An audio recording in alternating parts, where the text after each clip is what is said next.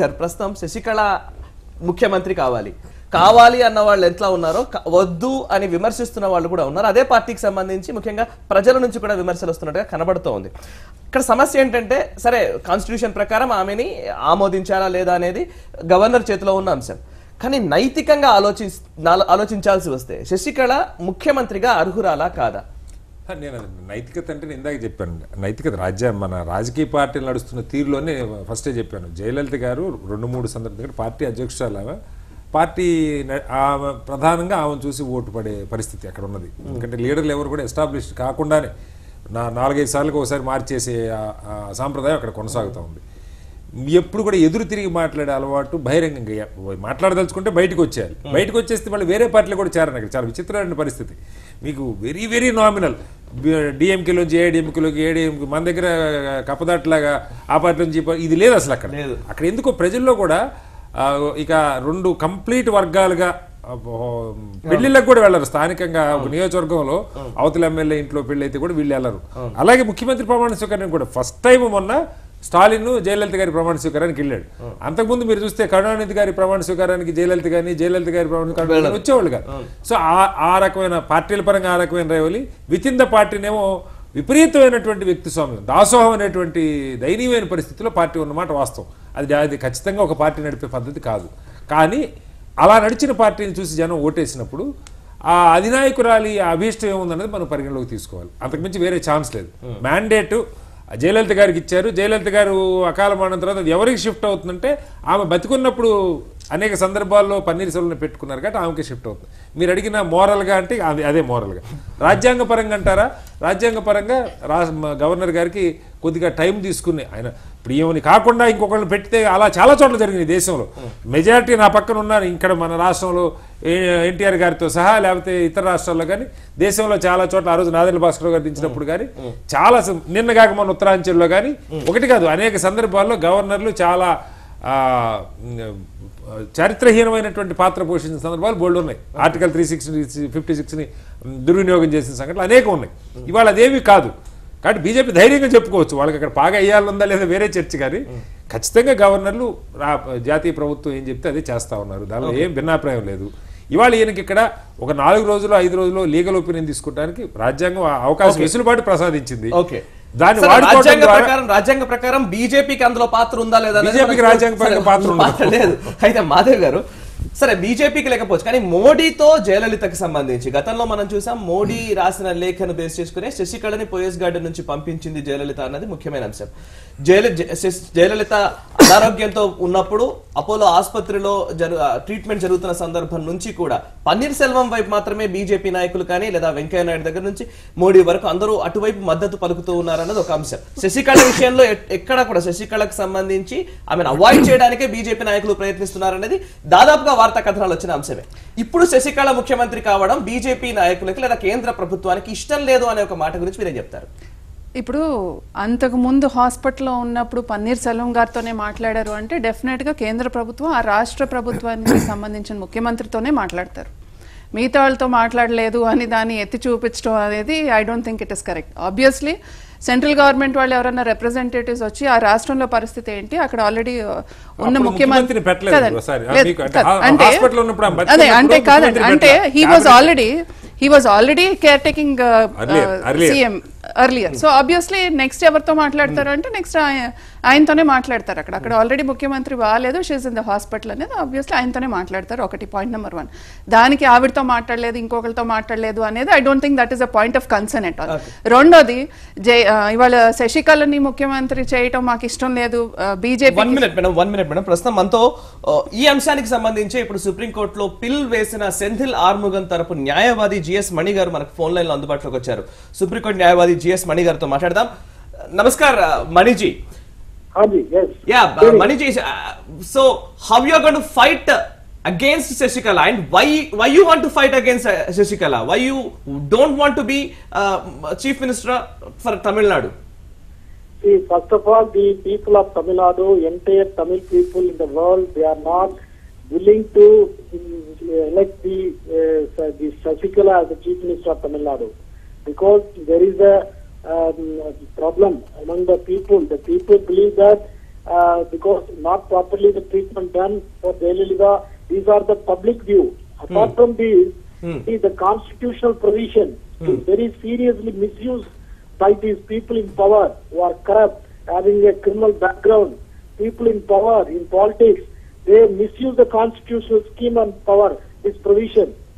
The Article 164, subclass 4 and subclass 1 only deals with the appointment of the Chief Minister. See, subclass 1 of Article 164 of the Constitution deal with the appointment of the Chief Minister only, and deal with the appointment of the Minister as well. The Governor shall appoint a Chief Minister, but not the subclass 4 says the Minister who continues, consequently continues 6 months period without being a member of the Legislative Assembly, he will be, that minister post will be seized.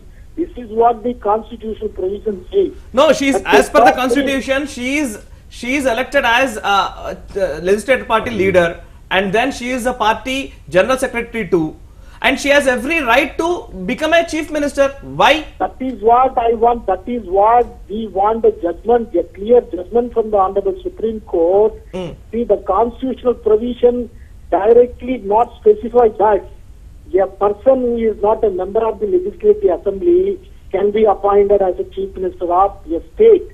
The constitutional provision says a person, a minister, is continuous consequently. See, the constitution clearly not says without being a member of the Legislative Assembly, without being elected as a member of the Assembly, so anybody can be appointed. These continuously, these provisions, these constitutional provisions are misused by these people because the people in power, they want a loophole of the constitutional provision. That is what we clearly stated in that petition. These are the guidelines. So far Anyhow, as we see in contesting election, see the so you have the Supreme Court judgment, you have to give particulars, your criminal background, your property details. So far as the appointment of the Chief Minister is a constitutional post, there is no conditions, there is no information, nothing. Anybody can be, Gunda can be appointed as a Chief Minister. Yes, Maniji, unless one of my he's panelists want to interfere, right? Maniji, this is Qatari friend of Sendil. First of all, I would appreciate your efforts, daring step approaching Supreme Court in this issue. But the thing is, let it be. Even if the Constitution, there may be a loophole in the Constitution, but that's not the issue. But here everybody knows, as a person of Tamil Nadu, you know that all Tamil people are against to the Sasikala. They don't want a criminal to sit on the seat. So, in the interest of the public, you are filing a case. But okay. is there, we don't know what Supreme Court will say on this issue. But your point is very much valid. Another 4-5 days, judgment is ahead. So let us, you are making a good prayer. That is very much appreciated. Yes, the Senthil. Yeah, no, Maniji, Maniji, I have a question for you. I want to tell one thing. Yes, sir. See, the people only, the entire system, the democratic system, the constitutional scheme, provisions are only for the people. The people is the power. The power of the people is the democratic power. See, if the people want, if their own choice, chief minister, if anybody becomes chief minister and minister, the people has to wait for 6 months period to finish those periods. Yeah, Maniji, one of the panelists has a question to you. One second. Maniji, I have a question for you. Because you have filed a bill in the Supreme Court on behalf of the people of the Tamil Nadu, but you are saying that people of Tamil Nadu are opposing the candidature of Sasikala to become Chief Minister. But how come you know that people are against? Because yesterday and today also I have read in the newspapers, including the Hindu, that the most of the 70% of the people are for Sasikala to become the CM. Yes. And also, you see, you are telling that Sasikala has a criminal background. Unless and until she is convicted or he is convicted as per the law, and you cannot say that he is a gunda or a rowdy or something else. Yes, because yes. Unless she is convicted.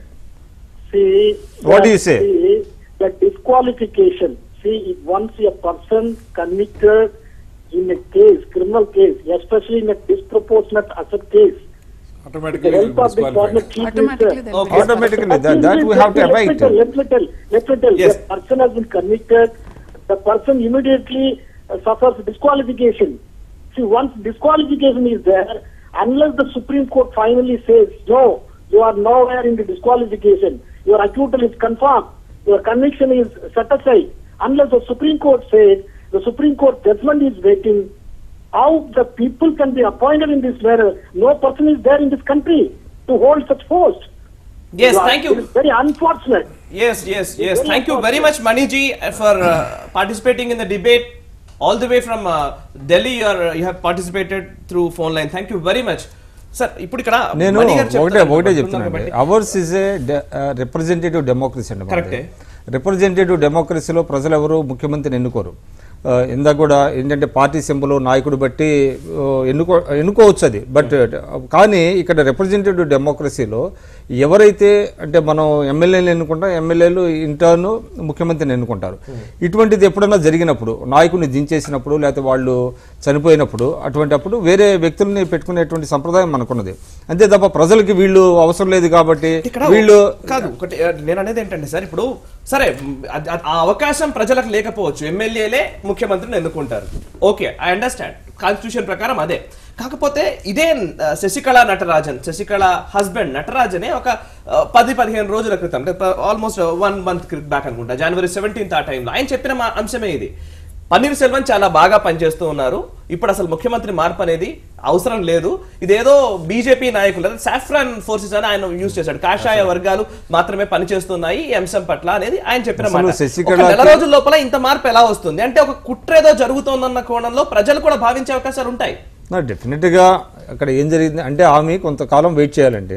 అంటే శశికళ చేస్తుంది నేను purely I'm going by the constitution ప్రొసీజర్లుగా వెళ్ళాల్సిన దాని గురించి చెప్తున్నా. ఇక్కడ ఆమె శశికళ క్యారెక్టర్ మంచిదనో లేదా అది చెప్పడం, కానీ మనకు చట్టం ఉంది, మనకు రాజ్యాంగం ఉంది, మనకు కొన్ని ప్రొసీజర్స్ ఉన్నాయి. వాటి ప్రకారం వెళ్లాల్సిన ప్రతిదీ వాళ్ళు నడుచుకోవాలి, రాజ్యాంగ ప్రకారం నడుచుకోవాల్సినటువంటి పరిస్థితి వస్తుంది. లేకపోతే రాజ్యాంగ సంక్షోభం ప్రజలకు ఇష్టం లేదంటున్నారు, అది కాదండి, ప్రజలకు ఇష్టం లేదంటారు. హౌ కమ్ యూ నో అది ప్రజలకి ఇష్టం లేదని? ప్రజలకు ఇష్టం లేకుండా 5 సంవత్సరాల పాటు ఒకళ్ళకి అధికారం ఇచ్చి ఇవాళ 1994లో ప్రజలు ఎన్టీ రామారావు గారికి ఓట్లేశారు, ఆయన్ని 94 అది సరే అది తీసేయండి, చంద్రబాబు గారిని ఎమ్మెల్యేలు ఎన్నుకున్నారు. తర్వాత ఇందాక కటారి గారు అన్నట్టుగా అసలు మన కాంగ్రెస్ హయాంలో షీల్డ్ కవర్ రాజకీయాలు ఇక్కడికి వచ్చేంత వరకు కూడా తెలియదు. కాబట్టి ఇక్కడ ప్రజల రోల్ అనేది లేదు. ఇక్కడ పార్టిసిపేటరీ డెమోక్రసీలో వన్స్ మీరు ఓట్ చేసి ఎమ్మెల్యేని ఎన్నుకున్న తర్వాత ఆ పవర్స్ అన్ని ఎమ్మెల్యేకి వెళ్ళిపోతున్నాయి. కాబట్టి that is a లకూనా in the constitution కావచ్చు. కానీ ఇక్కడ ఏంటంటే ఇక్కడ బీజేపీ రోల్ ఉందా లేదా లేకపోతే ఏం జరుగుతుందో అనేది కాదండి. యాజ్ పర్ కాన్స్టిట్యూషన్ ప్రకారం మాత్రం జరగటం లేదు. ఇది ఏంటంటే ఎన్డీఏ యొక్క బాధ్యత అనేటువంటిది మాత్రం చెప్పగలను. ఇందాక మనం ఫోన్ లైన్ లో ఆయనతో మాట్లాడక ముందు శశికళ గారు సీఎం అవటం బీజేపీకి ఇష్టం లేదు, దట్స్ వై ఇలా జరుగుతుందని మీరు అన్నారు. అంటే అట్లా కాదు, ఇప్పుడు ఏఐడిఎంకే వాళ్ళది అది ఇంటర్నల్ మ్యాటర్. యాక్చువల్ గా నిజం చెప్పాలి అని అంటే they decide whom they want to be their leader, let them decided, and it is the governor's duty to see that whether they install her or no, అంటే whatever maybe ఆయన దీంట్లో చూసుకోవాల్సిన పరంగా ఏమేమి ఉన్నాయో ఆయన he will see and he will definitely install. దానికి బీజేపీకి ఎటువంటి సంబంధం లేదు, because it is not BJP's party where we are electing Shashikala or asking her to be the CM or somebody that we don't like her to be the CM. Nothing to do with it. Purely it is AIADMKది and it is a decision that the governor has to take. Nothing that BJP can do nor influence there. Point number 1 ఒకటి. తర్వాత ఇందా కటారి శ్రీనివాస్ గారు in the beginning of the debate ఏమన్నారు అని అంటే ఒక వ్యక్తిని అంటే ఆ leader of the party who is leading the party అనేది చూసి ఓట్లేస్తారు. ఎస్, కొన్ని చోట్ల అది డెఫినెట్గా జరుగుతుంది. అంటే ఇప్పుడు మనం మోడీ గారిని చూసుకున్నారని లేకపోతే అక్కడ జయలలిత గారిని చూసుకున్నారని, కొన్ని చోట్ల ప్రామిసెస్ని చూసి కూడా మనం ఓట్లేస్తాం. ఫర్ ఎగ్జాంపుల్ ఇక్కడ మనం టీఆర్ఎస్ఏ తీసుకుందాం, అంటే ఒక దళితుడిని సీఎం చేస్తాం అన్నారు. సో అలా కూడా అలా కూడా ఉన్నాయి. అంటే it is purely not based only on one single person. There are so many instances where CM is decided after the elections. ఇప్పుడు సీల్డ్ కవర్ కానివ్వండి, లేకపోతే ఇంకొక రకంగా కానివ్వండి, లేకపోతే డెమోక్రాటిక్ పద్ధతిలో అందరూ కూర్చొని ఎన్నుకోవటం కానివ్వండి, అది అన్ని రాష్ట్రాలను జరుగుతుంది. Every political party. బీజేపీలో కూడా అలా ఏం జరగట్లేదు. ఢిల్లీలో మీరు అంటే కాదు, కొన్ని చోట్ల అదే కాదు, కొన్ని చోట్ల ముందు ప్రకటిస్తారు, కొన్ని చోట్ల ప్రకటించాలి. ఇప్పుడు ఫర్ ఎగ్జాంపుల్ యూపీ ఉంది, యూపీలో మేము ఇంతవరకు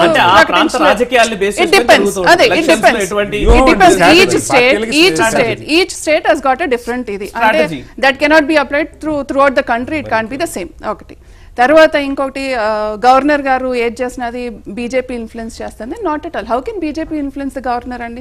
గవర్నర్ తీసుకోవాల్సింది ఏంటి అంటే గవర్నర్ గారికి బీజేపీకి సంబంధం లేదు, ఇదంతా అంగీకరిస్తాం. బీజేపీ రాజకీయంగా అక్కడ చొరబడాలని చూస్తుందన్న దానికి నేను ఒక మాట చెప్పాను.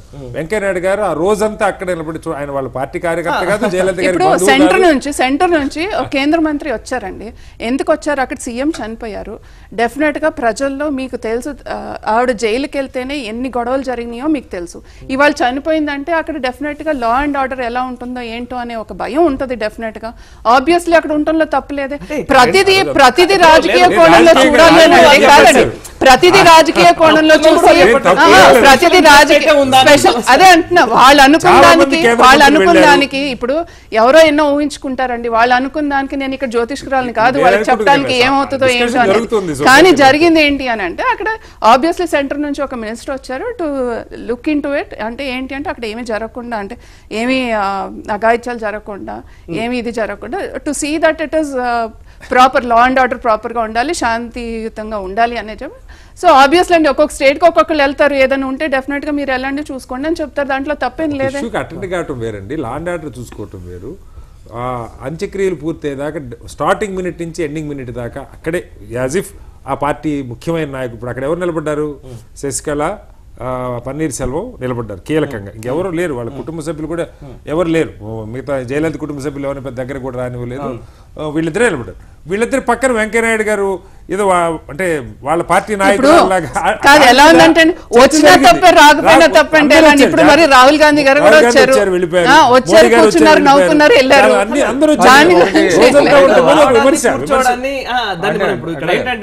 సరే, నేను ఇంకొంచెం ఇంట్రెస్టింగ్ అంటే ఒక కీన్ ఎవరెవరు వస్తున్నారు ఈ చర్చ జరుగుతుంది.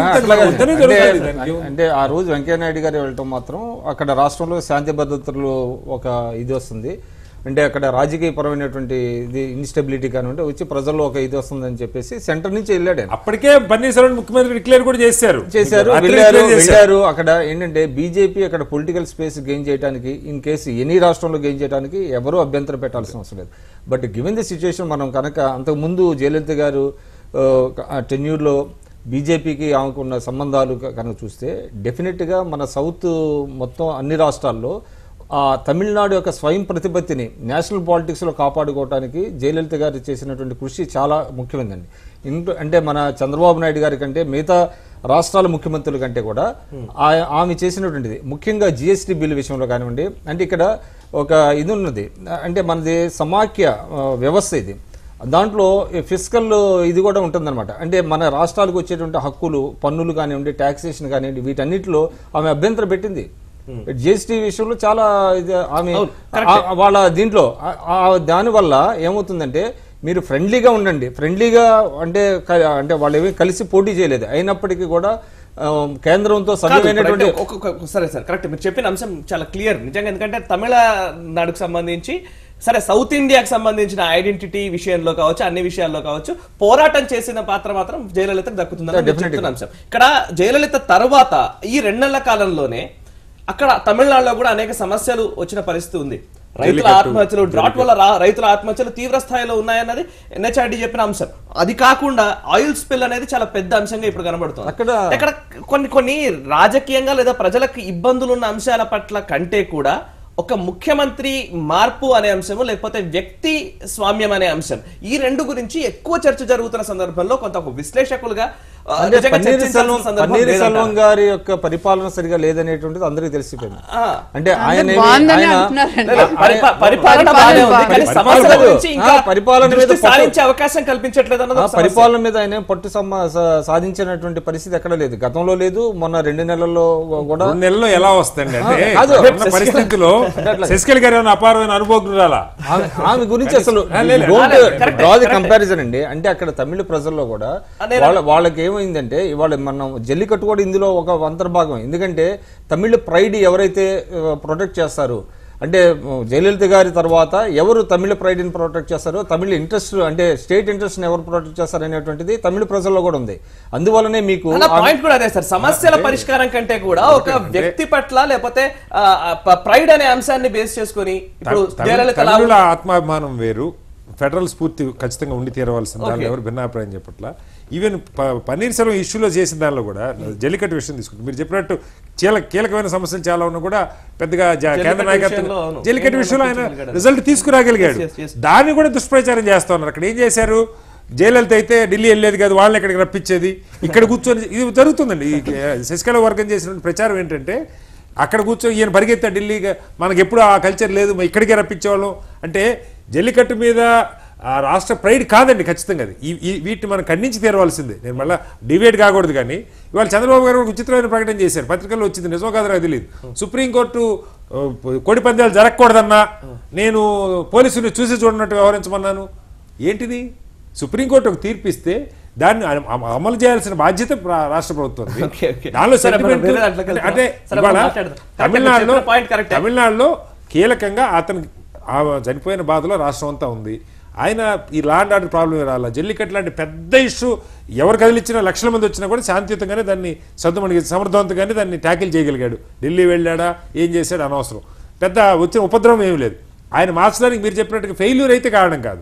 ఇలాగ నేను మొట్టే చెప్పాను, ఇద్దరు ఒకళ్ళే అనేది ఫెయిల్యూర్ అని కూడా కనట్లేదు. నా పాయింట్ ఏంటంటే అసలు సమస్యల మీద ప్రస్తావన కంటే వాటి గురించి చర్చ జరగడం కంటే కూడా ఒక వ్యక్తిని మార్చడమో లేకపోతే శశికళ లేదా ఆమె జయలలిత సక్సెసర్ ఎవరు కావాలి అనే అంశం గురించి చర్చ జరుగుతోంది. కానీ ఈ అంశాల చర్చ చాలా తక్కువ జరుగుతుందన్న సమస్య. ఇప్పుడు నీడ్ ఆఫ్ ది అవర్ అదే కాబట్టి అది జరుగుతుంది. అంటే ఫైనల్లీ ఇప్పుడు తమిళ్ పాలిటిక్స్ లో ఒక అన్రెస్ట్ నుంచి బయటపడాలన్నా ఏం జరిగితే బాగుంటుందంటారు? కాన్స్టిట్యూషన్ ప్రకారం అమలు చేయాలన్నది ఒక పాయింట్ మీరు చెప్పింది. ఇంకా అంటే ఇప్పుడు ఆమెకి మద్దతుగా సంతకాలు చేసినటువంటి వాళ్ళు ఎంతమంది మిగులుతారు, ఎంతమంది జారిపోతారు అనేటువంటిది ఒక ఇంపార్టెంట్ అండి.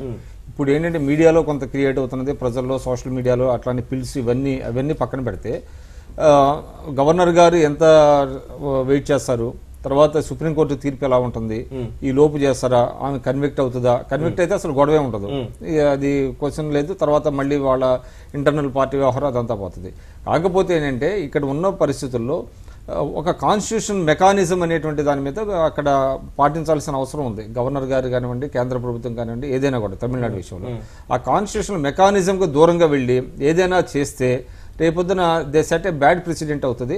అది కేంద్రానికే దెబ్బ అవుతుంది తప్ప ఇప్పుడు శశికళ సీఎం అయినా అవుపోయినా అది వేరే సంగతి. అది కానీ there are some constitutional mechanisms are there, వాటిని ప్రొటెక్ట్ చేయాల్సిన బాధ్యత అయితే కేంద్రం మీద ఉంది. అయ్యా అదే ఇప్పుడు సీఎం ఎవరైనా రాష్ట్రాన్ని పరిరక్షించాల్సిన బాధ్యత మాత్రం కేంద్రానికి ఉంటుంది. ఇప్పుడు రాబోయే రోజుల్లో పరిణామాలకు సంబంధించి మనం ఏం జరగవచ్చు అనే దాని గురించి ఒక కంక్లూజన్ ఏమంటే ఏం చెప్తారు? ఏం జరగొచ్చు అంటే it will go as per the constitution అండి. Obviously it will go as per the constitution. Nobody will try to run away from the constitution. అంటే ఒకటండి, ఇవాళ లీగల్ గా she is fit to be the CM actual గా ఇవాళ చెప్పాలంటే in terms of legality. కాకపోతే నైతికంగా ఆలోచించుకోవాలి ఎందుకు అని అంటే అక్కడ జనాలు కానివ్వండి, లేకపోతే ప్రజా సంఘాలు కానివ్వండి, అక్కడ ఉన్న ఎమ్మెల్యేలు కానీ కొంతమంది వేసిన పిల్స్ కానివ్వండి, అది తను ఆలోచించుకోవాల్సిన విషయం. దీనికి I don't think BJP he's got nothing to do with it in it. కాకపోతే ఏంటంటే డెఫినెట్ గా కాన్స్టిట్యూషన్ పరంగానే జరుగుతుంది. గవర్నర్ గారు he'll take his time, obviously ఒక 3 days 4 days whatever it is, so that అక్కడ గవర్నెన్స్ ఎఫెక్ట్ అవ్వకూడదు, peace ఉండాలి, ప్రతి రాష్ట్రము బాగుండాలని మేము కోరుకుంటున్నాం. So I don't think there will be any unrest వరకు మనం వేచి చూడాల్సిన పరిస్థితి ఉంటుంది అనుకుంటారా? అంటే ఒకటి ఇందాక వారు మణి గారు చెప్పింది కూడా మనం దృష్టిలో పెట్టుకోవాలి. అసలు ఎక్కడ చట్టసభలో సభ్యుడు కాని వాళ్ళు ఒక గూండా అయినా సరే అంటే 2-3 కేసుల్లో తప్ప అంటే ముఖ్యమంత్రిగా అనర్హత ఉన్న కేసులు తప్ప ఇప్పుడు కేసు ఉన్నటువంటి నిర్దోషాన్ని కాదండి, దోషాన్ని కాదు నిర్దోషాన్ని కూడా కాదు. ఛార్జ్ షీట్ ఫైల్ అయిందంటేనే ప్రాథమిక సాక్ష్యాధారాలు ఉన్నాయని అర్థం. ప్రైమా ఫెసి అంటారు. ప్రైమా ఫెసి ఉంటేనే ఛార్జ్ షీట్ ఉంటుంది. ప్రాథమికంగా ఒక లెవెల్ ఆఫ్ సాక్ష్యాధారాలు నిరూపించబడవచ్చు, నిరూపించబడలేకపోవచ్చు, వేరు. అలాంటి వాళ్ళని పెట్టుకోవడం అవసరమా అన్నది ఒకటి. రెండోది అలాగే పరోక్ష ఎన్నిక ఎందుకు ఉండాలి ముఖ్యమంత్రికి? ఇప్పుడు కొనుక్కోటాలు అమ్ముకోటాలు బేరాలు ఎందుకు జరుగుతాయని మనం చూస్తాము. ఉత్తరాఖండ్ అంతా అంటే ఎక్కడ సారీ అండి ఒక్కసారి ఇక్కడ ఏంటంటే 9 మీద ఛార్జ్ షీట్స్ ఉన్నాయండి. ఇవి సెకండ్ అంటే ఇఫ్ జయలలిత గారు కెన్ బికమ్ సీఎం, శశికళ గారు ఎందుకు కావాలంటే మీరు అట్లా కాదు, 9 మీద సేమ్ కేసెస్ 9 మీద ఉన్నాయి. అది కాదు నేనంటుంది, శశికళ జయలలిత ఆల్రెడీ ఒక ఎమ్మెల్యే డిస్క్వాలిఫై అయ్యేది వేరు. ఇప్పుడు ఇక్కడ వాళ్ళు రైట్ చేసిన ఇంకో పాయింట్ ఏంటంటే అసలు చట్టసభలో సభ్యులు కాకుండా మనకు ప్రొవిజన్ ఉన్నమాట వాస్తవం. అలాంటి అవసరమా అనేది ఒక చర్చ లేవదీస్తా ఉన్నారు ఇవాళ ఉన్న సమాజంలో.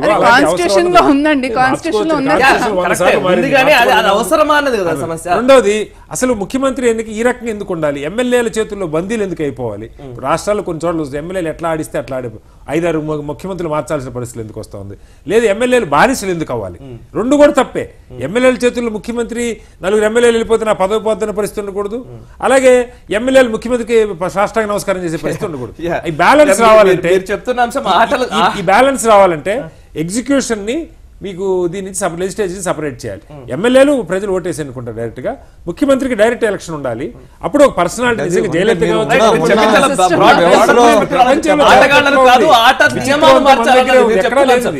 ఆటగాళ్లను కాదు ఆట నియమాలను మార్చాలన్నది మీరు ఫస్ట్ నుంచి చెప్తున్నారు. బీజేపీ బ్రాడర్ పర్స్పెక్టివ్ లో తీసుకోవాల్సిన చర్చ. Correct, right. Thank you very much అండి శ్రీనివాసరావు గారు, మాధవి గారు అండ్ విక్రమ్ గారు చర్చలో పాల్గొని మీ అభిప్రాయాలు తెలియజేసినందుకు. మణి గారు సుప్రీంకోర్టు న్యాయవాది, వారు కూడా ఫోన్ లైన్ ద్వారా అందుబాటులోకి వచ్చి వారి అభిప్రాయాన్ని తెలియజేశారు. వారికి కూడా ధన్యవాదాలు తెలుపుకుంటూ ముఖ్యంగా తమిళనాడు రాజకీయాలకు సంబంధించి ఇది ఎటువంటి ప్రభావం చూపుతాయనే కంటే కూడా తమిళ ప్రజలపైనే ఇది తీవ్రమైన ప్రభావం చూపించే అవకాశాలు ఖచ్చితంగా కనబడుతున్నాయి. ఎందుకంటే శశికళ ముఖ్యమంత్రిగా అవ్వాలని కోరుకుంటున్న వాళ్ళు ఉన్నారు, అవ్వకూడదని వాదిస్తున్న వాళ్ళు ఉన్నారు. ఏది ఏమైనప్పటికీ శశికళ పైన వెనకాల ఆమె పైన ఉన్న కేసులు కావచ్చు, ఆ నేర ప్రవృత్తి ఉన్న వ్యక్తులు కావచ్చు, ఈ అంశాలకు సంబంధించి ఎక్కువ చర్చ జరుగుతున్న టైంలో పరంగా వెళ్లాలా, నైతికంగా ఆలోచించాలా, ఈ అంశం ప్రజలకే వదిలిపెట్టాల్సిన అంశంగా కనబడుతుంది. చూస్తూనే ఉండండి భారత్ టుడే, దేశం కోసం ధర్మం కోసం.